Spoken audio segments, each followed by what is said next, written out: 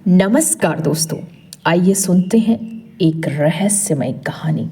Norway की राजकुमारी के कमरे में रोज आता था भूत।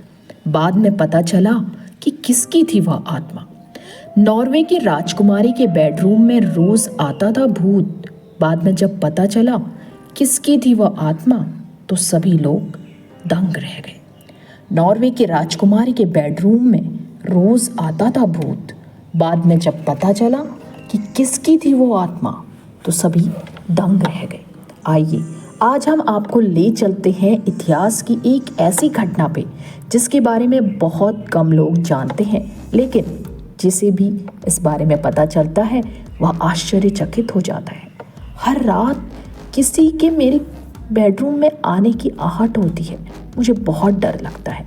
यह कहना था नॉर्वे की राजकुमारी मार्था लुईस का, लेकिन विडंबना ये थी कि घर के लोग ही उसकी बात पर विश्वास नहीं करते थे।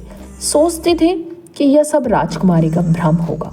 लेकिन एक दिन जब इस डरावने सच का खुलासा हुआ तो संपूर्ण राजसी परिवार अचंभित रह गया।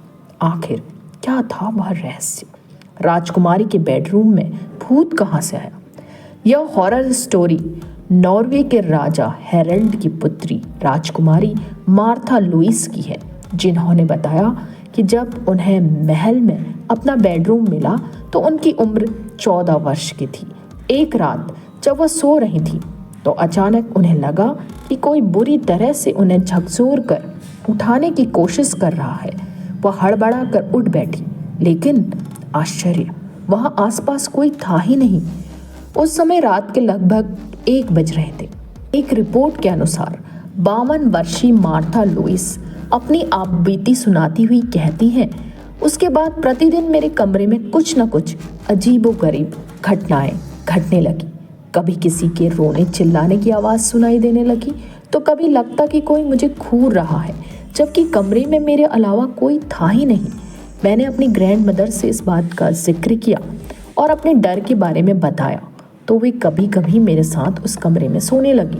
लेकिन जिस दिन मैं अकेली होती थी तो उस कमरे में वह डरावना भूत ज़रूर आता था।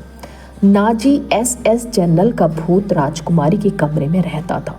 नॉर्वे के राजा हेरल्ड ने एक दिन बताया कि द्वितीय विश्व युद्ध के पहले उनका यह किला पहले जनरल एसएस नाजी का हुआ करता था। 8 मई 1945 को नाजियों की हार से निराश होकर राजकुमारी के कमरे के स्थान पर ही जनरल ने खुद को गोली मारकर आत्महत्या कर ली थी। हो सकता है उनका ही भूत उस कमरे में रहता हो जो राजकुमारी को डराता हो। अपने पिता की यह बात सुनकर राजकुमारी मार्था अंदर तक कांप गई, क्योंकि उन्हें लगा कि वह न जाने कितने दिन जनरल एसएस नाजी के भूत के साथ रही। वह भूत मुझे एक दिन जान से मार देता तो